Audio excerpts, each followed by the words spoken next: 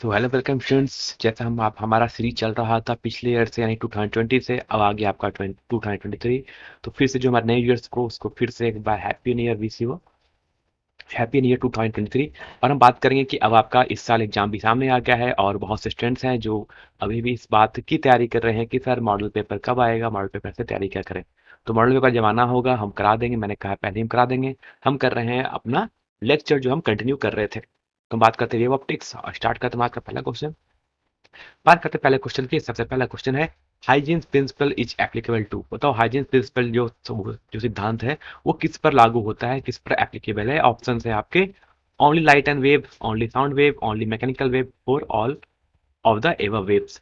तो कह रहा है हाइजीन की जो प्रिंसिपल है ये कहाँ पर ये एप्लीकेबल है ना। मैंने कहा है जब भी हमारा पेपर देना स्टार्ट करें, एमसीक्यू देना स्टार्ट करें, प्रिंसिपल लेकर बैठ जाए, क्वेश्चन में लिखे और करेक्ट आंसर जरूर लिखे और हमें लाइव चैट में भी दिखाते रहे ताकि हम देख लें कितने लोग करेक्ट आंसर करते हैं। तो बताओ हाइजीन प्रिंसिपल किसके लिए वैलिड था, उन्होंने किसके लिए ये चीज एप्लीकेबल था। प्योर एकदम थ्योरेटिकल क्वेश्चन है, सीयूटी इवन आपके बोर्ड एग्जाम में पूछने वाला क्वेश्चन है। तो जो हाइजीन का प्रिंसिपल है वो किसके लिए वैलिड है, वो सभी टाइप के वेव्स के लिए एप्लीकेबल है, चाहे वो साउंड वेव हो, चाहे वो लाइट वेव हो, चाहे वो मैकेनिकल वेव हो, वो ऊपर सभी टाइप की तरंगे के लिए एप्लीकेबल होता है हमारा हाइजीन प्रिंसिपल। बात करते हैं what is the phase difference in constructive destructive interference. कह रहा है विनाशी व्यतिकरण के लिए तरंगों के बीच का पथांतर क्या होता है। एकदम फॉर्मूला बेस्ड क्वेश्चन है, फॉर्मूला से बाहर एकदम नहीं हिलना है। अगर आपको फॉर्मूला पता है तो आप ये क्वेश्चन कर सकते हैं। तो बताओ बच्चों जल्दी से बताओ आपका करेक्ट आंसर क्या है इसका। What is the phase difference है ना, पाथ डिफरेंस पूछा जा रहा है डिस्ट्रक्टिव इंटरफेरेंस के लिए यानी विनाशी व्यतिकरण के लिए। दो जब वेव आती हैं जो इंटरफेयर करती हैं उनके बीच का पाथ डिफरेंस कितना होता है। तो पाथ डिफरेंस कितना उनका होता है, तो होता था हमारा क्या, odd multiple of lambda by two, है ना। जो हमारे पास पाथ डिफरेंस बोलते थे, हम डेल्टा एक्स बोलते थे, वो कितना होता था, odd multiple of lambda by two. हमें बोलते हैं odd multiple of lambda by two, यानी एक ऑड नंबर का को लैम्डा बाई टू से मल्टीप्लाई कर लो। ऑड नंबर को हम कैसे करते हैं रिप्रेजेंट, वो हम हमेशा रिप्रेजेंट करते हैं 2n+1 या 2n-1 से। तो यानी 2n+y+1 into lambda by two, ये हो गया हमारा पाथ डिफरेंस का फॉर्मूला। एकदम फॉर्मूला बेस्ड क्वेश्चन था। तो करेक्ट ऑप्शन आया है। आई थिंक ये बहुत लोगों ने भी करेक्ट किया है, आई थिंक मैं देख रहा है बहुत लोगों ने करेक्ट किया है। जो लोग अभी लाइव जुड़ रहे हैं जल्दी से एक बार कमेंट में बता दो कि आपका करेक्ट आंसर क्या है। टू का करेक्ट ऑप्शन हो जाएगा यहाँ से ऑप्शन नंबर 4। बात समझ आ रही है। बात की जल्दी से हम क्वेश्चन नंबर 3 की। देखो जो लोग नए लाइव आए हो, अगर जाते रेगुलर अपडेट आना तो इस चैनल को जो सब्सक्राइब कर लेना ताकि आपको रेगुलर आप टेस्ट देते हो जब तक आपका एग्जाम नहीं हो जाता। बात करते हैं light is a wave nature, है ना। लाइट का एक वेव नेचर होता है, ये कैसे प्रूव करोगे, है ना। The light travels in straight line, है ना, लाइट स्ट्रेट लाइन में ट्रेवल करता है। Light exhibits phenomena of reflection and refraction. Light exhibit phenomena of interference और light exhibit phenomena of photo electric effect. कह रहा है लाइट के पास जो वो का जो नेचर है वो कैसा है, वो एक वेव नेचर का है, यानी उसकी प्रकृति कैसी होती है, तरंग प्रकृति होती है। ये आप कैसे कहोगे, क्योंकि वो स्ट्रेट लाइन में ट्रेवल करती है इसलिए आप कहोगे। क्या वो रिफ्लेक्शन है, अपवर्तन और परावर्तन की घटना को प्रदर्शित करता है इसलिए हम कहते हैं। या कि लाइट इंटरफेरेंस के फिनोमेना को शो करता है, दिखाता है, यानी वो व्यक्तिकरण को दिखाता है इसलिए हम कहते हैं कि लाइट के पास एक वेव नेचर है। ये ऑप्शन नंबर 4 है कि light exhibits phenomena of photo electric effect. Light एक विद्युत प्रकाश द्युत प्रभाव की प्रघटना को शो करता है, यानी फोटो इलेक्ट्रिक इफेक्ट को शो करता है इसलिए हम कहते हैं लाइट के पास वेव नेचर है। तो वेव नेचर के लिए क्या चाहिए था, इंटरफेरेंस, है ना, याद रखना। इंटरफेरेंस एक ऐसी फिनोमेना है जो सिर्फ एक वेव शो करता है, ठीक है। तो किससे करेक्ट ऑप्शन क्या होगा, इसका ऑप्शन नंबर 3 होगा ना, क्योंकि इंटरफेरेंस यानी व्यतिकरण ही एक ऐसी फिनोमेना है जो एक वेव के द्वारा शो की जाती है, पार्टिकल के द्वारा शो नहीं की जाती। इसलिए आते हैं क्वेश्चन नंबर 4 की। The energy in phenomena of interference, है ना, जब भी व्यक्तिकरण की प्रक्रिया होती है तो उसमें ऊर्जा क्या होती है, यानी आपका जो एनर्जी होता है क्या होता है। क्योंकि जब भी आपका इंटरफेरेंस होगा, अगर बात करते हैं अगर कंस्ट्रक्टिव इंटरफेरेंस होता है तो आपको क्या दिखाई देगा, एक ब्राइट फ्रिंज एक डार्क फ्रिंज, है ना। ऐसे कंस्ट्रक्टिव और डिस्ट्रक्टिव इंटरफेरेंस होता है तो क्या दिखाई देता है, एक ब्राइट फ्रिंज होगा फिर डार्क फ्रिंज होगा, यानी जहां ब्राइट वहां लाइट है, जहां डार्क है वहां मतलब लाइट नहीं है। जहां लाइट है मतलब वहां एनर्जी है, और जहां लाइट नहीं है मतलब वहां एनर्जी नहीं है। तो कह रहा है ऐसा क्यों होता है, इसमें इसमें इसमें होता है क्या कि क्या एनर्जी कंजर्व होती है और वो रीडिस्ट्रीब्यूट हो जाती है, क्या उसमें एनर्जी संचित होती है लेकिन एनर्जी क्या होती है रीडिस्ट्रीब्यूट हो जाती है, यानी उसमें बट जाती है।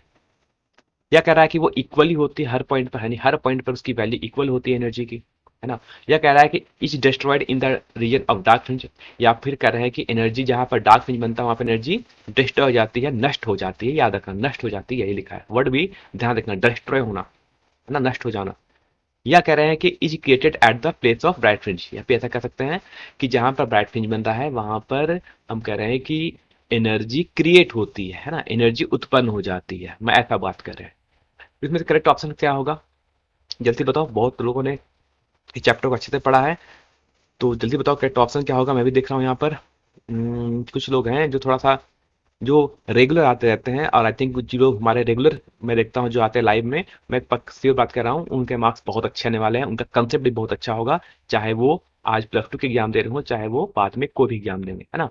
अगर वो रेगुलर हैं, रेगुलर टेस्ट दे रहे हैं, तो ऑब्वियस बात है प्रैक्टिस करोगे ना, प्रैक्टिस मेक परफेक्ट। जितना अच्छा प्रैक्टिस करोगे उतना परफेक्ट होते चले जाओगे।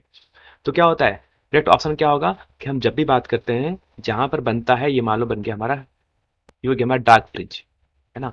फिर इसके बारे में बन गया मालूम हमारा ब्राइट फ्रिंज, फिर क्या बना, फिर बना डार्क फ्रिंज। तो ये डार्क बाय डार्क ब्राइट चलते रहता है। तो ये हो गए हमारे डार्क वाले फ्रिंज बन गए, है ना। इनके बीच में क्या बन रहा है, इनके बीच में बन रहा है हमारा ये दो बन गया ब्राइट फ्रिंज। जहां पर व्हाइट है वो हो गया हमारा ब्राइट फ्रिंज। तो होता क्या है, एनर्जी रीडिस्ट्रीब्यूट हो जाती है, यानी जहां पर डार्क बन रहा है वहां की एनर्जी कहाँ चलेगी, वहां की एनर्जी चली गई है ब्राइट में, है ना।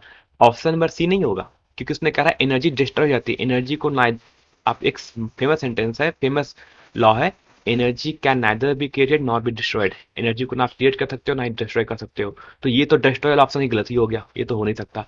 एनर्जी को क्रिएट कर सकते हैं, ये भी गलत हो गया, क्योंकि ना हम क्रिएट कर सकते हैं ना इसे हम डिस्ट्रॉय कर सकते हैं, ये ऑप्शन तो गलत है। और हर पॉइंट पर इक्वल होते हैं, ये भी नहीं होता है। मैंने कहा जहां पर डार्क है वहां एनर्जी नहीं है, जहां पर ब्राइट वहां एनर्जी है। यानी एनर्जी क्या होती है, एनर्जी कंजर्व है, और वो क्या होती है, रीडिस्ट्रीब्यूटेड हो जाती है। यानी डार्क वाली एनर्जी कहाँ चली गई, ब्राइट रेंज में, है ना। बस रीडिस्ट्रीब्यूशन हो गया है, लेकिन एनर्जी अभी भी कंजर्व है। मेरे ऑप्शन नंबर हो जाएगा 1 करेक्ट, और आई थिंक बहुत लोगों ने करेक्ट आंसर भी दिया है। आप कहते हैं क्वेश्चन नंबर 5 की, करेगा फॉर सस्टेन्ड इंटरफेरेंस, है ना, the condition is that two source should be, है ना। करा कि सस्टेनेबल इंटरफेरेंस के लिए एक पॉइंट पर कौन दो टू सोर्स के बीच क्या कंडीशन होनी चाहिए, है ना। प्रकाश के निश्चित व्यक्तिकरण के लिए आवश्यक में से कौन दो स्रोत आवश्यक रूप से, है ना, होने चाहिए। पहला है as a has have constant phase difference, नियत कालांतर हो, संकीर्ण हो, नैरो हो, be close to each other, एक दूसरे के काफी नजदीक रखे हो। ये ऑप्शन मेरी कह रहा है ऑफ सेम एम्पलीट्यूड, या उनका एम्पलीट्यूड सेम होना चाहिए तभी हो पाएगा, है ना। तो कह रहे हैं यहाँ पर कौन सी कंडीशन है जो आपकी सही होगी, है ना। कौन सी कंडीशन है जो आपकी सही होनी चाहिए एक सस्टेन्ड इंटरफेरेंस के लिए, है ना।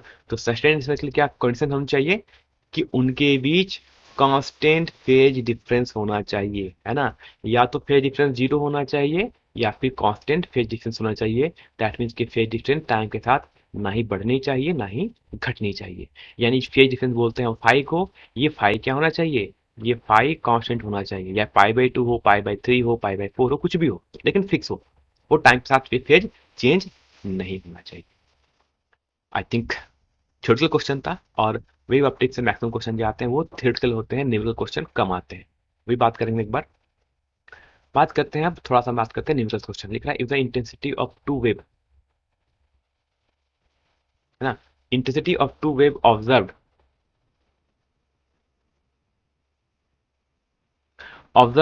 Bye two coherent sources each I, है ना। कह रहा है कि कहीं से लाइट आ रही है, और जो लाइट आ रही है इंटरफेरेंस की जो तो वेव आएगी यहाँ पर जो इंटरफेयर करने वाली है, दोनों की इंटेंसिटी है आई, आई है ना। कितनी कितनी गिवन है, आई आई गिवन है। तो कह रहा है the resultant wave in constructive interference, जब कंस्ट्रक्टिव इंटरफेरेंस होगा तो उसमें इनका रिजल्टेंट जो इंटेंसिटी होगी इस पॉइंट पर, यानी इस पॉइंट पी पर होगी जो, वो आई नेट, है ना। नेट इंटेंसिटी कितनी होगी ये हमें फाइंड आउट कर रहा है। यानी यदि दो क्लास संबंध स्रोतों से प्राप्त तरंगों का तीव्रता आई है ना, दोनों कितना हो, आई आई हो, तो कह रहा है बताओ संपोषी व्यक्तिकरण की स्थिति में परिमाणित तरंग की तीव्रता का मान क्या होगा, है। यानी कंस्ट्रक्टिव इंटरफेरेंस के लिए रिजल्टेंट इंटेंसिटी कितनी होगी, पॉइंट पी पर आपसे पूछा गया है। तो पता है कि कंस्ट्रक्टिव इंटरफेरेंस है तो हमें मैक्सिमम मिलेगा, है ना। ये कितना मिलेगा हमें, आई मैक्स मिलेगा। और मैक्सिमम इंटेंसिटी का फॉर्मूला क्या होता है? तो फॉर्मूला होता है, जिनको आता है सॉल्व करके आंसर बताओ करेक्ट ऑप्शन क्या है, और जो नहीं आता है वो बात से ध्यान से सुनेंगे, है ना। जिनको आता है जल्दी से कमेंट करके चैट बॉक्स में जल्दी बताओ, और कमेंट भी जरूर करना, है ना। वीडियो के एंड में कमेंट जरूर करना, वीडियो अच्छा लगा नहीं लगा जो भी, है ना, और आगे आपको क्या चाहिए, है ना, वो भी हम आपके लिए करेंगे। तो बात करता है कि फॉर्मूला जो होता है होता है √I1 प्लस √I2 का होता है होल स्क्वायर, याद रखना कंस्ट्रक्ट इंटरफेरेंस के लिए होता है। ठीक है, तो बात करते हैं, तो दोनों यहाँ पर कितनी है, आई आई है, तो पुट कर देते हैं √I प्लस √I का होल स्क्वायर। सॉल्व करने पर कितना हो जाएगा, ये हो जाएगा √I हो जाएगा 2√I का होल स्क्वायर, 2 का स्क्वायर हो जाएगा 4, और √I का स्क्वायर हो जाएगा I।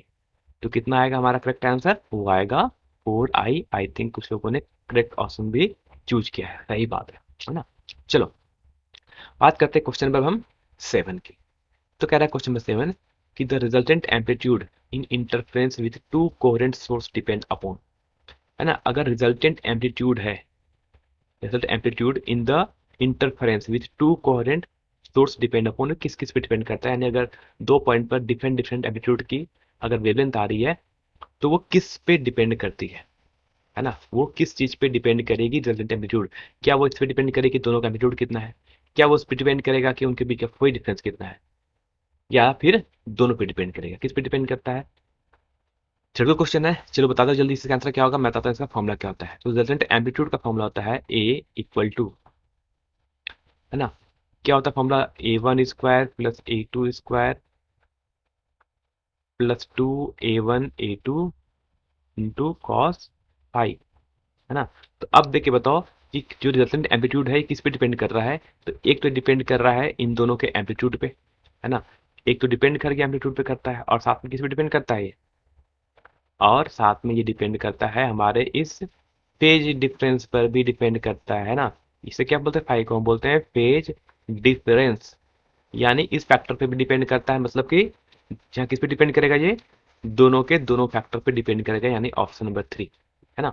इसमें करेक्ट होगा ऑप्शन नंबर 3, दोनों पर डिपेंड करता है ये। बात समझ आ गई, ठीक है।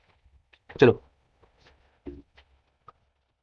है ना, एक बार जल्दी से आप लोग बता दो कि आप लोग किस सिटी से है ना, झारखंड में है तो किस सिटी से हैं, अगर आप बिहार में हैं तो किस सिटी से है ना। एक बार बता दो आप कहाँ से, अगर आप यूपी के हैं तो किस सिटी से हैं, एक बार जल्दी से बता दो, है ना। अब बात करते हैं हम क्वेश्चन नंबर 8 की। बात करते हैं the phase difference corresponding to path difference, है ना। बेसिक क्वेश्चन आएगा, एकदम क्रिटिकल क्वेश्चन याद रखना, एकदम फॉर्मुला बेस्ड क्वेश्चन पूछा जाता है आपसे, कोई रॉकेट साइंस नहीं पूछा जाता है +2 बोर्ड में, या फिर सीयूटी का पेपर देखना, है ना, बहुत रॉकेट साइंस नहीं पूछा जाएगा, सिंपल से क्वेश्चन पूछे जाते हैं। कह रहा phase difference between corresponding to path difference, यानी एक पथांतर के तुल्य कालांतर कितना होता है, यानी हमसे फेज डिफरेंस और पार्ट डिफरेंस के बीच में पूछा गया है रिलेशनशिप क्या होता है ना। Phase difference corresponding to path difference, यानी हमसे पूछा गया फेज डिफरेंस का फॉर्मूला क्या होता है, इसको डिनोट करते हैं हम फाई से। तो फाई किसके इक्वल होता है, तो होता है 2 pi by lambda into x, है ना। ये होता है रिलेशनशिप, याद रहेगा, ये रिलेशनशिप होता है फेज डिफरेंस और पाथ डिफरेंस के फॉर्मूले में। बताओ यहाँ से करेक्ट आंसर कौन सा है, इसको बोलते हैं फेज डिफरेंस, है ना। एक्स को बोलते हैं हम लोग पाथ डिफरेंस। देखो अभी मैं आपको सारे इंपॉर्टेंट एमसीक्यू करा दे रहा हूँ, फिर जैसे ही आपका मॉडल सेट आएगा फिर मैं वो रिव्यू करा दूंगा, फिर आपको मैं पूरे मॉडल सेट का रिव्यू करके बताऊंगा कि क्या इंपॉर्टेंट क्वेश्चन इस बार पूछे जाने के चांसेस हैं। जो मैं क्वेश्चन करा रहा हूँ ऐसे क्वेश्चन आपको बहुत से देखने को मिल जाएंगे मॉडल पेपर पर भी, सेम टू सेम क्वेश्चन, है ना। तो यहाँ पर करेक्ट ऑप्शन क्या सा होगा, यहाँ पर जो करेक्ट ऑप्शन है वो होगा आपका ऑप्शन नंबर 1। ठीक है, बात समझ आ गई, और कुछ लोगों ने करेक्ट आंसर दिया भी है। चलो आते हैं क्वेश्चन नंबर 9 की, लिखा है to coherent source can be obtained, अगर हमें कोहेरेंट सोर्स चाहिए यानी हमें कला से संबंधित स्रोत प्राप्त किए जा सकते हैं तो हमें कैसे प्राप्त करोगे। ऑप्शन से देख लो, पहला कह रहा है only by division of wave front, यानी आप तरंगाग्र के विभाजन को कर दो, यानी वेव फ्रंट को डिवाइड कर दो तो भी मिल जाएगा आपको। या कह रहा है only by division of amplitude, या फिर आप सिर्फ आयाम को विभाजित कर दो, यानी आप सिर्फ एम्पलीट्यूड को डिवाइड कर दो तो भी आपको मिल सकते हैं कोहेरेंट सोर्स। या कह रहा है both by division of amplitude and wave front, यानी दोनों के विभाजन से भी हमें कोहेरेंट सोर्स मिल सकते हैं। करेक्ट ऑप्शन क्या होगा, है ना।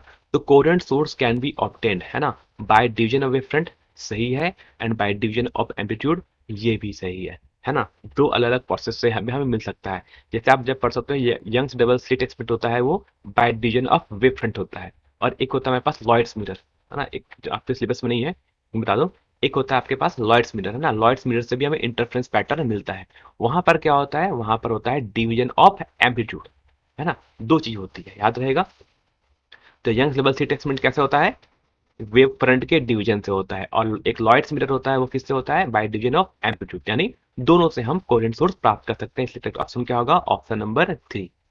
ठीक है, चलो इसी तरह अपना चैट में, है ना, ऐसे ही अपना कमेंट आंसर मुझे बताते रहो, है ना, ताकि आपका रिवीजन मुझे पता चलता रहे कि किसकी रिवीजन कितने अच्छे तरीके से, जिनको मैं देख रहा हूँ कि 3-4 स्टूडेंट्स ऐसे हैं, है ना, कभी कभी मतलब मुझे जिन्हें देखने को मिलता है उनका रिस्पॉन्स बहुत अच्छा है ना, आई थिंक उनका स्टडी बहुत अच्छा चल रहा है। आपकी स्टडी कैसे चल रही है, तो चैप्टर को रिवाइज कर लो, और रिवाइज करके, है ना, तभी टेस्ट पेपर पे बैठना, और आपको समझ आएगा कि आपकी कितनी प्रिपरेशन अच्छी चल रही है। टाइम भी बहुत है, आराम से प्रिपरेशन करते रहो। बात करते हैं क्वेश्चन नंबर 10। लिख रहा है to coherent source of light produce constructive interference when phase difference between them, है ना। तो अगर कह रहा है टू लाइट सोर्स है, उनसे बीच कैसा हमें इंटरफेरेंस मिले, कंस्ट्रक्टिव इंटरफेरेंस मिले, मतलब हमें समपोषी व्यतिकरण उत्पन्न मिले। ऐसा कब होगा, जब उनके बीच फेज डिफरेंस कितना हो, है ना, फेज डिफरेंस कितना हो जाके हमें ये क्या मिले, हमें यहाँ पर कंस्ट्रक्टिव इंटरफेरेंस मिले।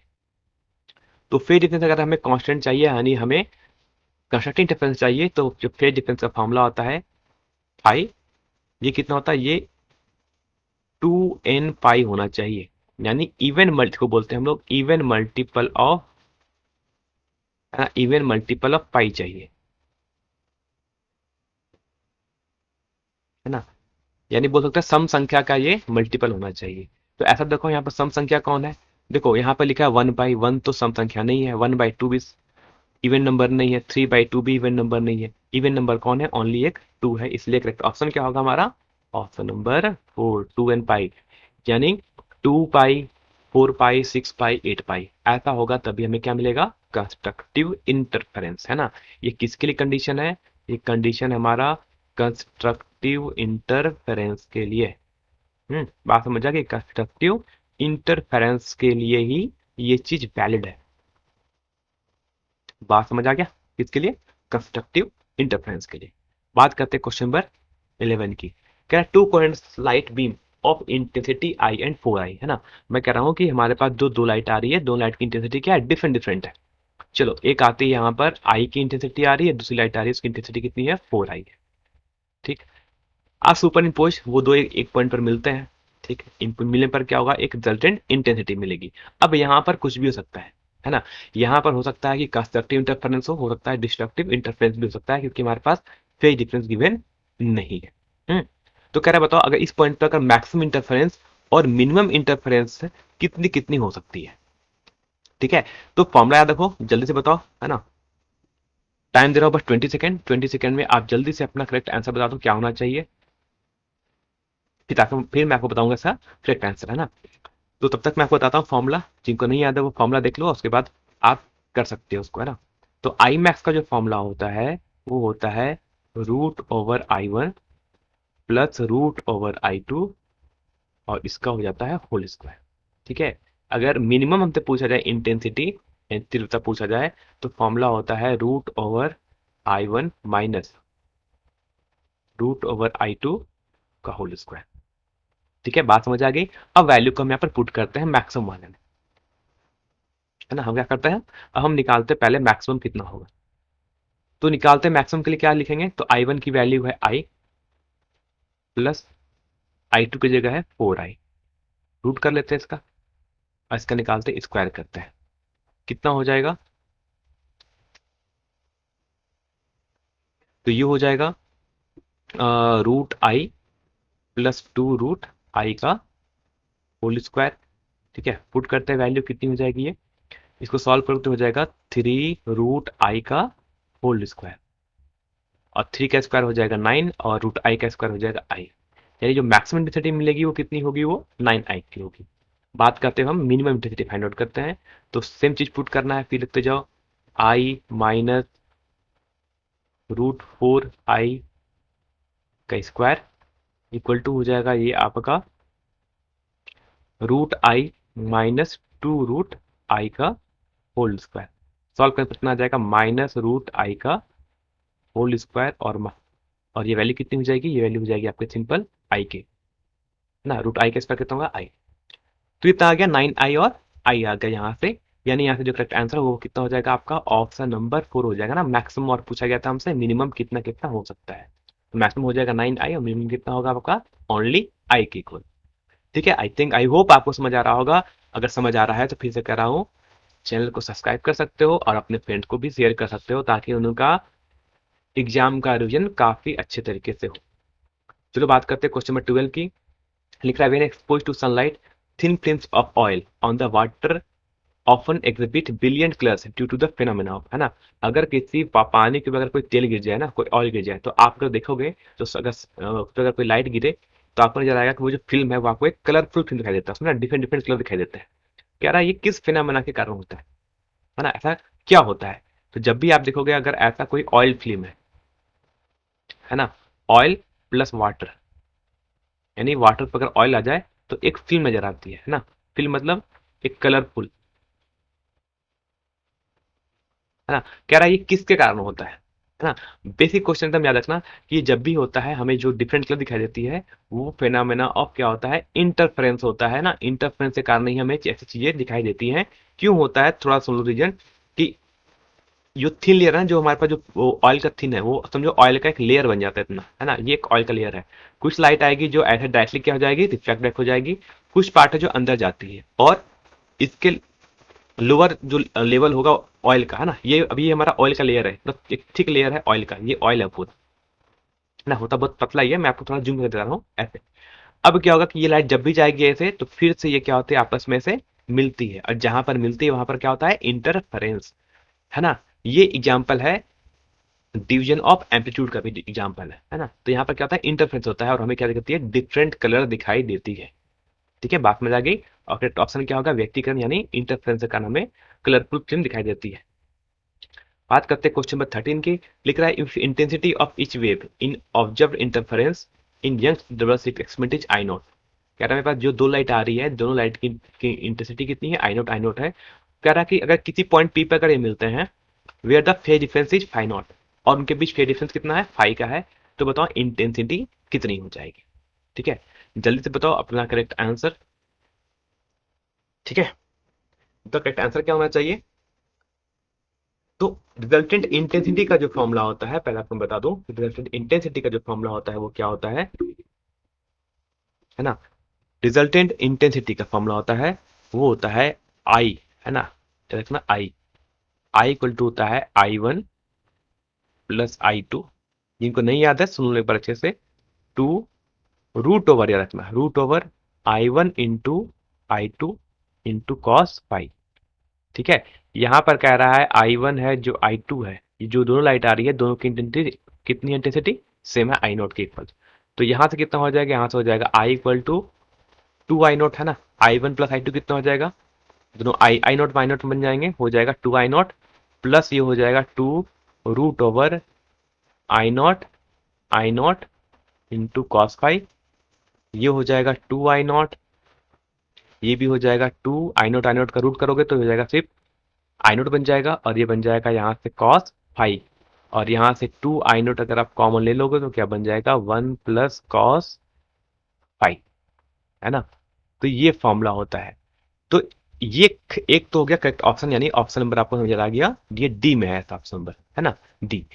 एक रिजल्ट आप ये याद रखोगे, एक रिजल्ट मैं आपको बताता हूँ इससे, और एक रिजल्ट याद रखना कि इसको अगर आप फर्दर सॉल्व करोगे, है ना, तो आगे सॉल्व करने पर एक और फॉर्मूला बनता है, आई इक्वल टू होता है 4I note into cos square 5/2, है ना। ये भी फॉर्मूला होता है। ये फॉर्मूला कैसे बनता है, तो इसका मैं बता रहा हूँ, ये होता है 1 प्लस कॉस 5 इक्वल टू होता है 2 कॉस स्क्वायर 5/2। तो वहां पर जो ब्रैकेट टर्म है उसकी जगह मैंने जो 1 प्लस कॉस 5 की जगह मैंने 2 कॉस स्क्वायर 5/2 पुट किया है, और ये वैल्यू ये भी आ सकती है। तो आपको देखने में ऑप्शन नंबर ये भी कहीं दिख मिल जाए तो ये भी ऑप्शन सही है ना। यहाँ पर ऑप्शन कुछ और दिया था, इसलिए मैंने ऑप्शन नंबर 4 को यहाँ पर करेक्ट किया है। बात समझ आ गई। बात करते हैं क्वेश्चन नंबर 14 की।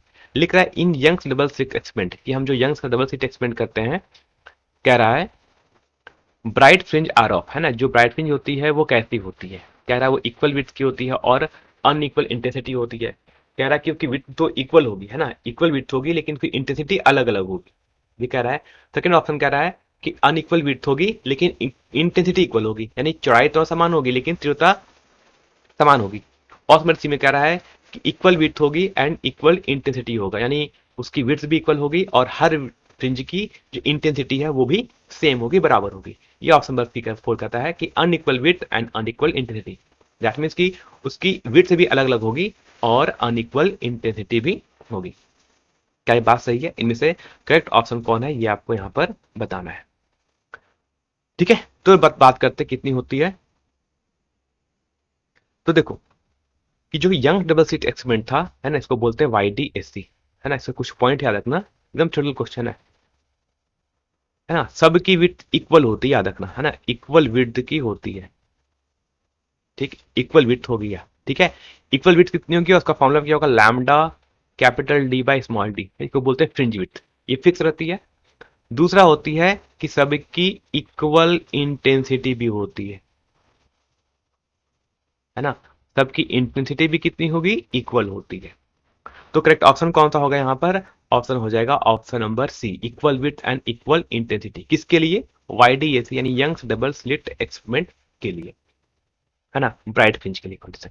बात समझ आ गई। बात करते क्वेश्चन नंबर हम 15, है ना। आई थिंक जल्दी से अपना, है ना, कमेंट जो लोग कर रहे हैं, है ना, ऐसे ही बने रहोगे तभी आपका प्रिपरेशन अच्छे से होगा, तभी आपको लास्ट टाइम पे कभी भी टेंशन नहीं होगा एग्जाम को लेकर, याद रखना, है ना। अच्छे बच्चे बच्चे होंगे ना, लास्ट में हाइपर टेंशन होता है। साइंस लिए बहुत बड़ा पहाड़ लिया है, कोई पहाड़ नहीं है अगर आपने रेगुलर प्रैक्टिस की है टाइम के साथ। तो अगर आप सोचोगे कि लास्ट के 1 मंथ में हम पढ़ लेंगे, नहीं हो पाएगा, बहुत टेंशन होगा, है ना। बस घिच तिर के, ऐसे घिस घिस के आप मार्क्स ले आओगे, वो अलग बात है ना। लेकिन आगे लाइफ में कुछ करना है तो प्रैक्टिस करते रहो, थोड़ी थोड़ी प्रैक्टिस करते रहना।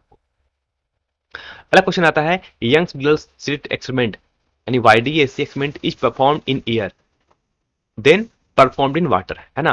पहले हमने YDSC जो एक्सपेरिमेंट था उसको हमने पहले पर कहाँ किया, पहले हमने एयर में किया, फिर उसके बाद उसको हमने कहाँ किया, हमने वाटर के अंदर किया। तो बताओ फ्रिंज विड्थ क्या होगा, उसकी फ्रिंज विड्थ सेम रहेगी, इक्वल, है ना, सेम रहेगी, डिक्रीज करेगी, इंक्रीज करेगी या इनफाइनाइट हो जाएगी, है ना।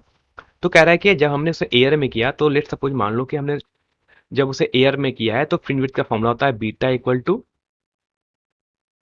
लैम्डा D बाई डी, ठीक है। ये कब ने किया है, जब हमने इसे एयर में परफॉर्म किया, तो फ्रिंज विड्थ की फॉर्मूला ये आ गया।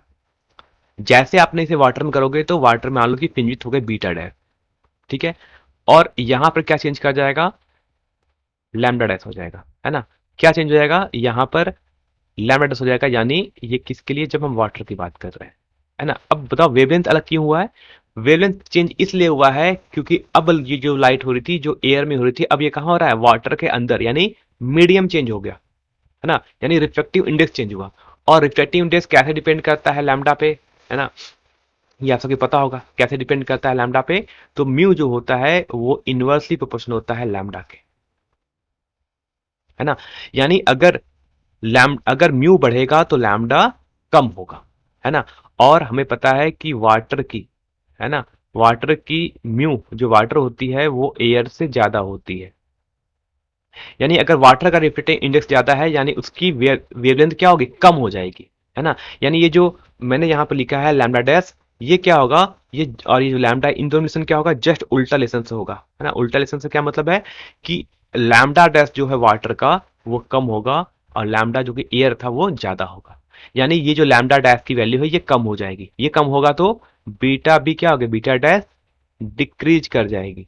यानी ये जो बीटा डैश होगा, ये जो बीटा डैश होगा वो कम होगा किससे, पहले वाले से। यानी फ्रिंज विड्थ क्या होती है, घट जाती है, रखना। तो जब भी कहा जाए कि आपने, अगर आपने YDSC एक्सपेरिमेंट को पहले एयर में किया है अब वाटर में डाला है, तो बताओ फ्रिंज विड्थ क्या होगी, तो फ्रिंज विड्थ हमेशा घट जाती है, डिक्रीज कर जाती है, ठीक है। यानी ऑप्शन होगा ऑप्शन नंबर 2 घट जाएगी, ठीक है। क्यों घट जाएगी, याद रखना कि कैसे डिपेंड करता है फ्रिंज विड्थ लैम्डा पे, और लैम्डा कैसे डिपेंड करता है रिफ्रैक्टिव इंडेक्स पे, और रिफ्रैक्टिव इंडेक्स वाटर की ज्यादा होती है एयर से, इसलिए। ठीक है, समझ आ गया। इसका मैथमेटिकल रीजन क्या था ये भी आपको समझ आ गया होगा। बात करते हैं क्वेश्चन नंबर 16 की, है ना। चलो जल्दी से, है ना, कमेंट करते रहो ना, अपने जो भी आंसर्स है मुझे बताते रहो ताकि मुझे पता चले आपके कितनी प्रिपरेशन चल रही है ना। ऐसा नहीं है कि न्यू ईयर की पार्टी के चक्कर में आपने सब पढ़ाई बंद कर दिया हो, ऐसा नहीं होना चाहिए। बात करते हैं fringe width in Young's double slit experiment increases when, है ना। कह रहा है कि यंग्स डबल स्लिट एक्सपेरिमेंट में फ्रिंज विड्थ की वैल्यू कब बढ़ी होगी, यानी जो फ्रिंज का जो विड्थ होता है या फ्रिंज की जो चौड़ाई होती है वो कब बढ़ेगी। ऑप्शन नंबर कह रहा है 1 कि आप वेवलेंथ को बढ़ा दो। ऑप्शन 2 कह रहा है डिस्टेंस बिटवीन स्लिट इंक्रीज, यानी दो स्लिट है उनके बीच का डिस्टेंस बढ़ा दो। 3 नंबर कह रहा है कि distance between source and screen decrease कर दो, घटा दो, सोर्स और स्क्रीन के बीच का जो डिस्टेंस होता है उसको कम कर दो।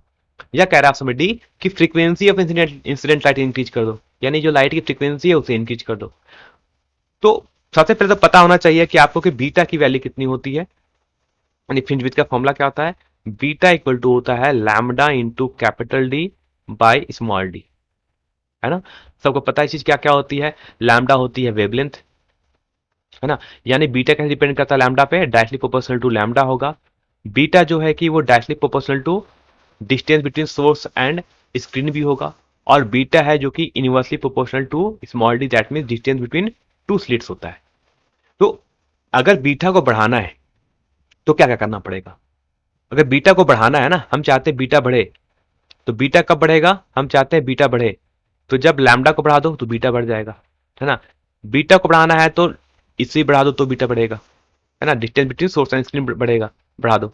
अगर हमें फ्रिंज विड्थ को बढ़ाना है तो हमें क्या करना पड़ेगा, दो स्लिट्स के बीच का डिस्टेंस को कम करना पड़ेगा। ऑप्शन में कह रहा है कि वेवलेंथ को बढ़ा दो तो बढ़ जाएगी, यानी ऑप्शन में तो सही दिख गया, है ना। ठीक है, हमारे पास यही दिख रहा है ना पहला, फ्रिंज विड्थ बढ़ानी तो क्या करना पड़ेगा, लैम्डा को बढ़ाना पड़ेगा, सही ऑप्शन है। डिस्टेंस बिटवीन स्लिट इंक्रीज कर दो, कह रहा है डिस्टेंस बढ़ा दो अगर फ्रिंज विड्थ तो बढ़ानी है तो। नहीं, यहाँ तो लास्ट ऑप्शन देखोगे तो हमें नजर आ रहा है ना कि फ्रिंज विड्थ को, ये डिस्टेंस बिटवीन स्लिट्स को कम करना पड़ेगा। ऑप्शन में 2 में क्या था, बढ़ाने से, नहीं तो बढ़ाने से नहीं होगा, घटाने से होता है। ठीक है, तो ये ऑप्शन तो गलत हो जाएगा। थर्ड ऑप्शन क्या था, distance between source and screen decrease, यानी इस कैपिटल डी को कर रहा है कि इसको डिक्रीज कर दो। अगर कैपिटल डी डिक्रीज होगा तो बीटा भी क्या हो जाएगा, डिक्रीज हो जाएगा, यानी ये भी ऑप्शन गलत है ना, क्योंकि हमें फ्रिंज को बढ़ानी थी और फ्रीक्वेंसी का टर्म तो कहीं है नहीं यहाँ पर, तो इस पर डिपेंड ही नहीं करेगा। यानी हमें बढ़ानी फ्रिंज विड्थ तो क्या करना पड़ेगा, डिस्टेंस बिटवीन वेवलेंथ को बढ़ाना पड़ेगा, यानी ऑप्शन नंबर 1 हो जाएगा यहाँ तक करेक्ट। बात करते हैं क्वेश्चन नंबर 17 की। बहुत ही अच्छा क्वेश्चन आपके लिए, कह रहा है अगर यंग डबल स्लिट एक्सपेरिमेंट में अगर हम एक लाइट यूज करें सिंगल वेवलेंथ की, क्या अगर उसको हटा दो और वहां पर एक व्हाइट लाइट यूज कर लो, है ना, तो कह रहा है कि बताओ अब क्या होगा। तो कह रहा है all bright fringe become white, जितनी फ्रिंज थी सबका कलर व्हाइट हो जाएगा। और उसमें 2 कह रहा है all bright fringe have colour between violet and red, है ना। अब कह रहा नहीं, अब जितनी फ्रिंज विड्थ बनेगी सबका, है ना, all bright fringe have colour between violet and red, यानी जितनी फ्रिंज बनेगी हर फ्रिंज क्या होगा, रेड और वायलेट के बीच क्या होगा। ये ऑप्शन में कर रहा है only the centre bright is white, all the other fringe are coloured, कह रहा है कि नहीं जो बीच का जो फ्रिंज होगा बस वही बनेगा व्हाइट, बाकी कलर उसके ऊपर नीचे जितनी बनेगी फ्रिंज सभी कलर अलग अलग कलर की बनेगी फ्रिंज। ये ऑप्शन में कर रहा है, 4 कर रहा है कि नो फ्रिंज आज ऑब्जर्व, यानी कोई फ्रिंज आपको दिखाई नहीं देगी, है ना। बताओ करेक्ट ऑप्शन क्या होगा यहां से। तो जब भी आप यंग डबल स्लिट एक्सपेरिमेंट में किसी, ये मान लो हमारे पास हो गया यंग डबल स्लिट एक्सपेरिमेंट का सेटअप हो गया, है ना, हमने यहां से दो वेवलेंथ आ रही है ऐसे, है ना। अगर ये मान लो अगर ये व्हाइट कलर की हो जाए तो कह रहा है कि जो सेंट्रल ब्राइट फ्रिंज बनेगा, मतलब यहां पर जो बनेगा ब्राइट फ्रिंज वो क्या होता है, वो होता है व्हाइट, है ना। तो सेंट्रल जो फ्रिंज होगा वो क्या होगा, हमेशा व्हाइट होता है। ठीक है, क्या रहेगा याद रखना, सेंटर फ्रिंज क्या होता है, वो सिर्फ होता है व्हाइट, बाकी जितने बनते हैं सभी क्या होते हैं अलग, जो अदर फ्रिंज बनेगी इसके ऊपर या फिर इसके नीचे वो कैसे फ्रिंज होगी, हमेशा कलर्ड फ्रिंज होगी, याद रहेगा, यानी वो रंगीन होगी, यानी जो शेष बच जाएंगे वो ऊपर नीचे क्या बनेंगे, कलरफुल बनेंगे, यानी वो कलर्ड फ्रिंज होते हैं, यानी रेड हो सकता है, वायलेट हो सकता है, ग्रीन हो सकता है, येलो हो सकता है, ये भी सब हो सकती है। लेकिन जो सेंटर फ्रिंज बनेगा वो सिर्फ वही होगा व्हाइट, है ना, और व्हाइट कहीं नहीं बनने वाला है। ठीक है, इसलिए ऑप्शन में क्या होगा यहाँ सही, 3rd नंबर, है ना। बहुत थियोरेटिकल क्वेश्चन है, इसका मैथमेटिकल प्रूफ भी है, आपको नहीं पढ़ना है इसलिए मैं इसका मैथमेटिकल प्रूफ नहीं बता रहा हूँ। मैं आपसे बता दिया कि सेंटर जो बनता है वो ब्राइट व्हाइट बनेगा, बाकी सब कलरफुल बनेगी। बात करते हैं क्वेश्चन नंबर 18 की।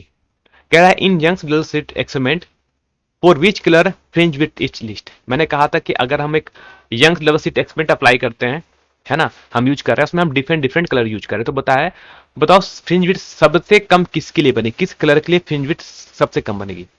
मतलब सेटअप कुछ ऐसा करना है हमें कि लेट सपोज मान लो कि ये मैंने बना लिया एक दो, है ना, ये बन गया मेरा distance between slit and screen, ये हो गया मेरे पास distance between the small D. कह रहा है यहां से दो लाइट आएगी, है ना, मान लो ऐसे लाइट आई, यहाँ से एक फ्रिंज विड्थ मिल रही है, तो कह रहा है यहाँ पर एक मान लो फ्रिंज बना, ऐसे ये बना एक ब्राइट फ्रिंज मान लो, कह रहा है ये जो ब्राइट फ्रिंज है इसकी फ्रिंज विड्थ कितनी है, बीटा है। तो बताओ ये फ्रिंज विड्थ मैक्स मिनिमम किसके लिए हो, किस कलर के लिए। तो फ्रिंज विड्थ का फॉर्मूला क्या होता है, ये होगा हमारा बीटा इक्वल टू, ये रखना lambda capital D by small D, है ना। देखो ये डी फिक्स है, स्मॉल डी फिक्स है, और मैंने कहा कैपिटल डी भी फिक्स है, ये हमने चेंज नहीं कर रहे। हम चेंज क्या कर रहे हैं, ओनली कलर चेंज कर रहे हैं, यानी हम किसको चेंज कर रहे हैं, ओनली इस लैम्डा को चेंज कर रहे हैं। तो मिनिमम लैम्डा मिनिमम किसकी होती है, लैम्डा होती है, सबसे कम होती है वो इन सभी में ब्लू की होती है मिनिमम, है ना। तो सबसे कम किसका बनेगा फ्रिंज विड्थ, क्योंकि बीटा डायरेक्टली डिपेंड करता है लैम्डा पे, यानी जिसका लैम्डा कम होगा उसका फ्रिंज विड्थ भी कम होगा। तो सबसे कम लैम्डा किसका होता है, वो होता है हमारा ब्लू कलर के लिए, है ना। याद होगा, रूल याद रखना, विबग्योर के ऑप्शन याद रखना, है ना। जी वाई ओ आर। तो लैम्डा मिनिमम किसके लिए होता है सबसे ज्यादा, वायलेट के लिए। सबसे मैक्सिमम किसका होता है, लैम्डा मैक्सिमम होता है रेड के लिए। तो फ्रिंज विड्थ मैक्सिमम किसके लिए होगी, रेड के लिए होगी। सबसे कम किसका होगा, वायलेट का। तो ऊपर से देखते चले जाओ, हमारे पास जो ऑप्शंस गिवन था उसमें क्या क्या गिवन था, हमें गिवन था रेड, ठीक है, एक हमें था ग्रीन, फिर एक था हमें येलो, और एक था हमें गिवन ब्लू। तो सबसे कम किसका होगा इसमें, सबसे नीचे कौन है, ब्लू है, यानी ब्लू का वेवलेंथ सबसे कम होगा, इसलिए इसकी फ्रिंज विड्थ भी सबसे कम होगी। बात समझ आ गई क्वेश्चन में, लेकिन बात करते हैं, है ना। तो आई थिंक बहुत लोगों ने इसका करेक्ट ऑप्शन भी दिया है, जिनको नहीं पता था याद रख लेना अच्छे से, है ना। एकदम फॉर्मुला बेस्ड क्वेश्चन है, फॉर्मुला से बाहर कुछ भी नहीं जा रहा है। बात करते हैं क्वेश्चन नंबर 19 की। लिख रहा है what will be the effect on fringe width if distance between slits are double, है ना। अगर हम स्लिट्स के बीच के डिस्टेंस को डबल कर दो, तो बताओ क्या होगा, फ्रिंज विड्थ क्या होगी। तो फॉर्मूला क्या था, बीटा इक्वल टू था, मैंने बताया था लैम्डा डी बाई डी, है ना। हमें मतलब किससे है, हमें मतलब है सिर्फ स्मॉल डी से, क्योंकि यही है fringe distance between two slits, small D. तो ये डिपेंड कैसे करता है, तो ये डिपेंड करता है beta is inversely proportional to d, है ना। यानी कि अगर ये होगा डबल, अगर ये हो जाएगा डबल, तो इसका डबल का उल्टा क्या होता है, हाफ। तो ये कितना हो जाएगा, ये हो जाएगा हाफ, ठीक है। क्योंकि ये डिपेंड कैसे करता है, ये डिपेंड करता है इनवर्सली, यानी अगर डिस्टेंस बिटवीन स्लिट्स को डबल करोगे तो बीटा की फ्रिंज विड्थ क्या होगी, वो कम हो जाएगी। तो कितनी कम होगी, हाफ हो जाएगी। यानी करेक्ट ऑप्शन होगा यहाँ से ऑप्शन नंबर 1 आधी हो जाएगी। बात समझ आ गई, एकदम बता रहा हूँ थ्योरेटिकल क्वेश्चन, बाकी आप इसको बाय फॉर्मूला से भी कर सकते हो। चलो आओ क्वेश्चन नंबर 20, थोड़ा सा कैलकुलेटिव क्वेश्चन है, जल्दी से बताओ मुझे कैलकुलेट करके। कि लिख रहा है monochromatic green light have wavelength 5 into 10 minus 7 meter.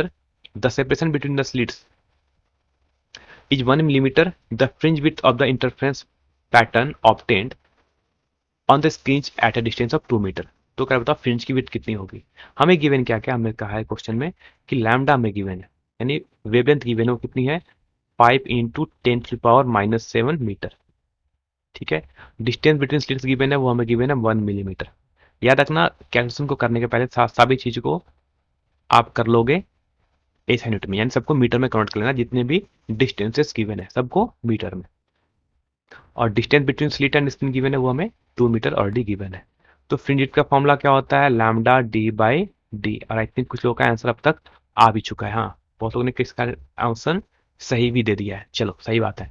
बाकी जिनको नहीं आता मैं कराता हूँ कैलकुलेशन। तो हो जाएगा लैम्डा की वैल्यू 5 इंटू 10⁻⁻7, कैपिटल डी है 2, और स्मॉल डी की वैल्यू है 10⁻⁻3। सॉल्व करते हैं तो कितना हो जाएगा, 5 इंटू 10 तो हो जाएगा 10 इंटू 10⁻⁻7, और -3 चला जाएगा, ऊपर बन जाएगा +3। सॉल्व करो ये हो जाएगा 10⁻⁻3, है ना। पूरा सॉल्व करना कितना हो जाएगा 10⁻⁻3 मीटर, और इसको लिख सकते हो चाहो तो आप 1 मिलीमीटर। यानी जो फ्रिंज विड्थ आया था वो कितना होगा, 1 मिलीमीटर, और बहुत लोगों का आंसर भी करेक्ट है यहाँ पर, ठीक है। चलो बात करते हैं, 2-3 क्वेश्चन और बचे हैं, जल्दी से करते हैं क्वेश्चन को। कह रहा है क्या सेंट्रल फ्रिंज ऑब्टेन इन डिफ्रैक्शन पैटर्न। देखो ये क्वेश्चन मैंने रखा है एक डिफ्रैक्शन का रखा हुआ है, ठीक है। तो ये क्वेश्चन आपका है डिफ्रैक्शन का।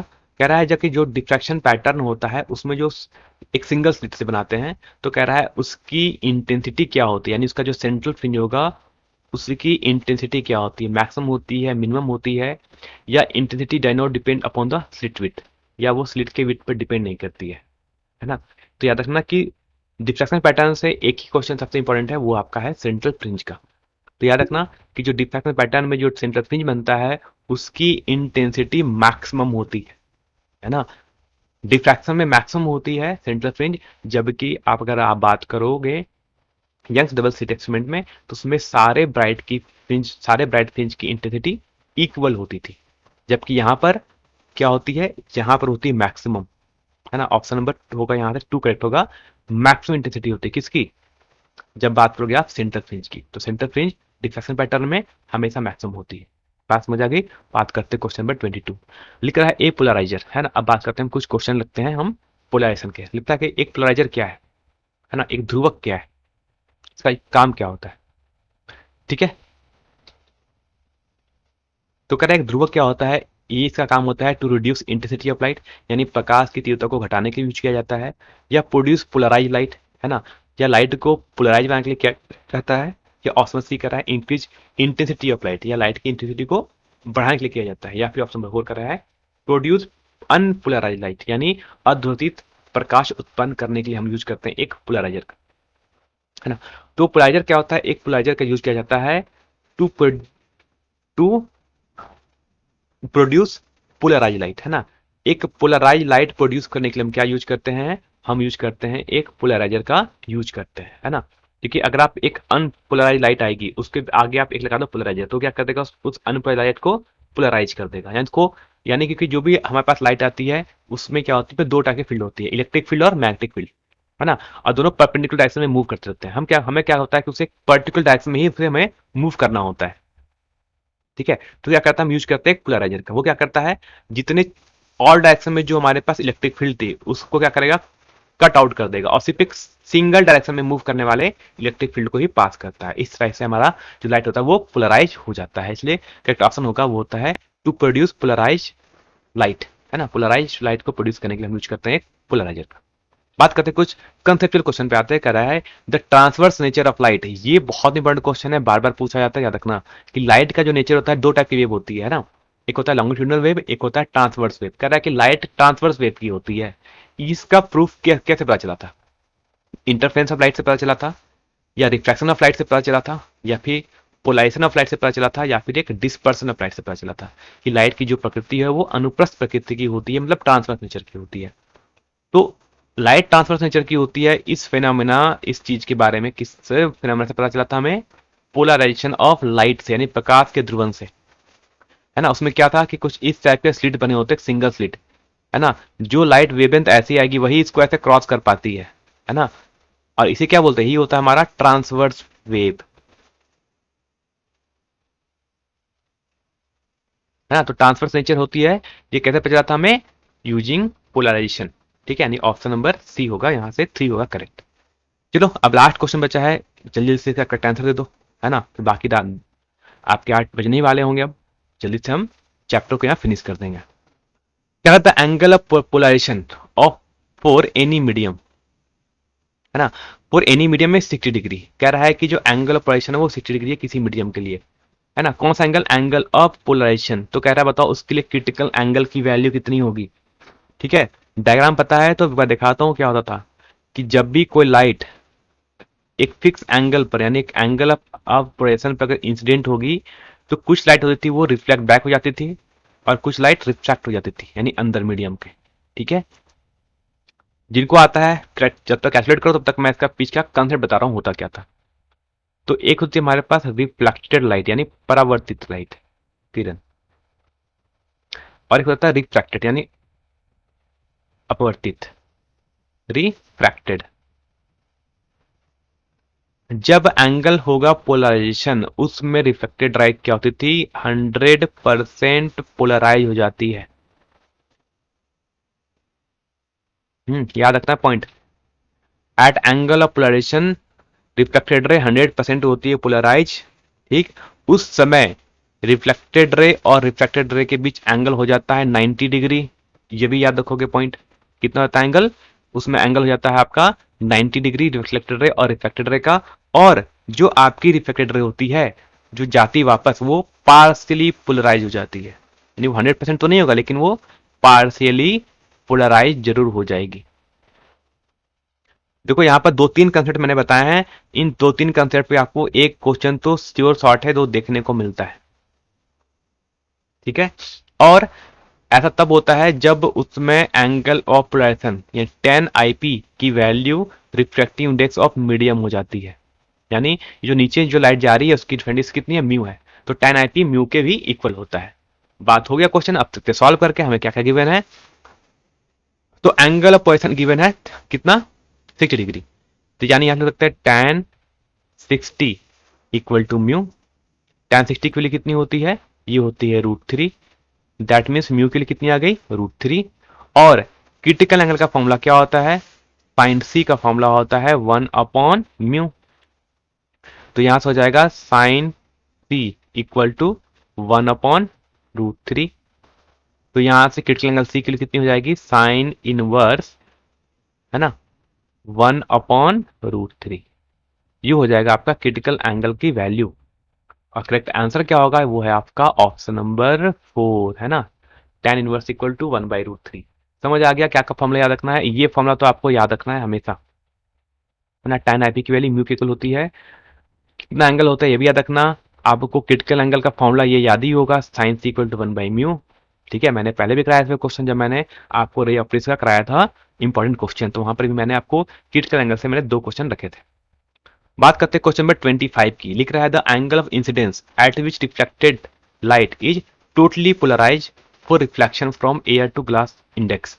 जब ये कंप्लीट पोलराइज हो जाती है उसमें, है ना, रिफ्लेक्टिंग इंडेक्स किसके इक्वल होती है, यार यहां से कह रहा है कि वो जो एंगल ऑफ इंसिडेंस होती है वो किसके इक्वल होती है।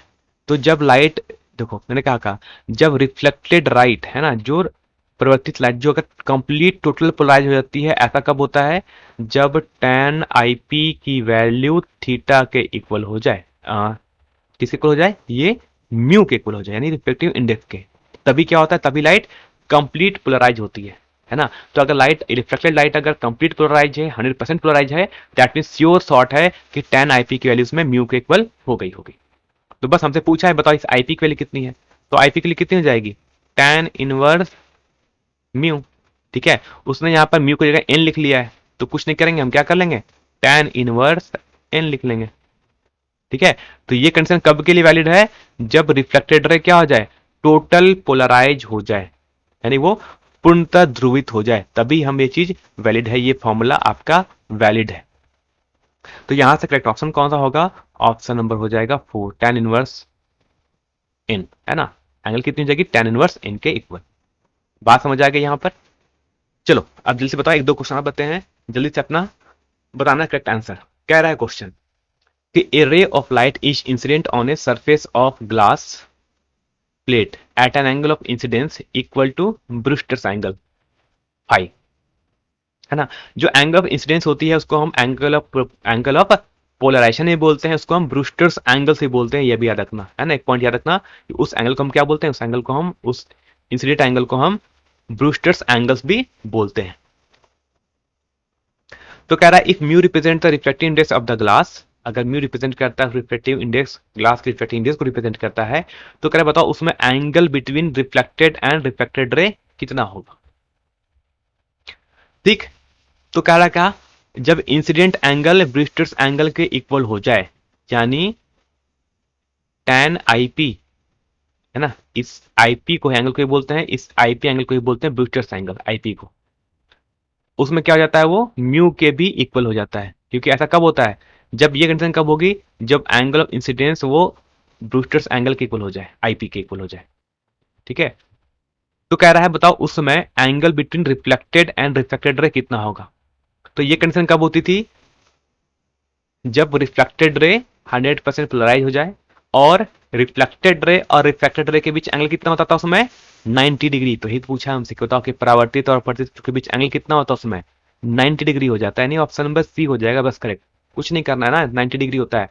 आंख में क्या रखना, अगर आपसे कभी पूछा जाएगा angle between reflected and reflected रे इन केस ऑफ पोलराइजेशन में, 100% क्वेश्चन ऑप्शन यही होता है 90 डिग्री, उसमें दोनों के बीच एंगल कितना होता है 90 डिग्री होता है। और कंडीशन हमेशा ये दी होती है बूस्टर्स एंगल पर, है ना। यह ऐसा कहेगा कि जब आपकी जो रिफ्लेक्टेड रे है वो 100% पोलराइज है, तो अगर रिफ्लेक्टेड रे अगर 100% पोलराइज है दैट मीन्स कि उसमें रिफ्लेक्टेड और रिफ्लेक्टेड रे एक दूसरे पर परपेंडिकुलर है।